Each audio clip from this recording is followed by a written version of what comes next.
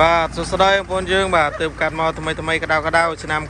97សិនកំពុងតែឆាំងប៉ុណ្ណាបាទសិនកំពុងតែឆេះបាទផ្លាកលេខ AB បងប្អូនណាបាទផ្លាកលេខពីដើម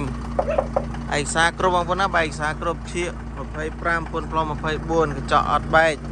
បាទសាច់ដែកបងប្អូនណាបាទសាច់ដែកនេះបាទសាច់ដែកស្ដាងកង់ដឹកហើយបងប្អូនណាបាទកង់ដឹកហើយវាស្ទើរកែមតិចចេះបងប្អូនណាបាទនៅវាស្ទើរតិចសម្រាប់បងប្អូនយកទៅដឹក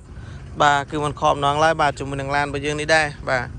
យកទៅដឹកបាទគឺมันខំនងឡើងប៉ុណ្ណាបាទនៅឯដែលឆ្លាញ់ឡានចង់បានប្រភេទឡានដឹករៀបចំឡើងសទាបាទហើយបាទឲ្យស្អាតបងប្អូនណាបាទស្អាតគឺបាទនេះអត់ជាងកៅអីទៀតបងប្អូនណាបាទស្អាតសិនស្អាតបងប្អូននៅទិញទៅយកទៅប្រើប្រាស់តែម្ដងបាទកង់អីថ្មីបាទកង់ថ្មីកង់ដឹកហើយ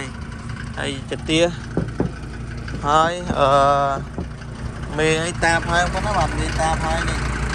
បាទរត់ទុកទេបងប្អូនណាបាទរត់ទុកទេបាទបងឲ្យថ្មីក្នុងក្រៅឲ្យស្អាតបាទនៅទិញទៅបាទយកទៅប្រើប្រាស់តែម្ដងក្លុកកលៀនស្អាតម៉ាស៊ីនស្អាតហ្នឹងហើយបងប្អូនយើងអីគ្រប់បងប្អូនណាបាទអីគ្រប់ហ្នឹងហើយ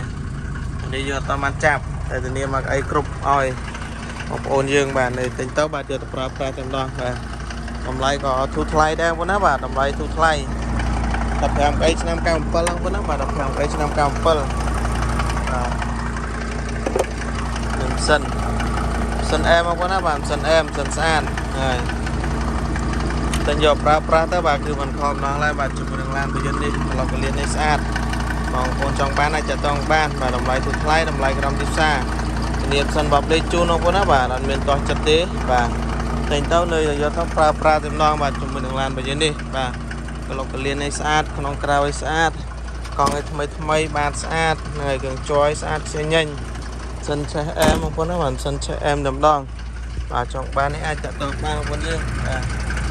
អាចថ្លៃមែនតើបាទស្អាតអត់ទាស់បាទធូរមែនតើបងប្អូនណាបាទធូរមែនតើហ្នឹងហើយនេះបាទកៅអីបាទកៅអីគ្រប់ជូនលបងស្អាតហ្នឹងហើយមកមើលជាក់ស្ដែងបងប្អូនណាត្រូវកន្លែងណាថែមថយបាទគឺខាងខ្ញុំថែមថយជូន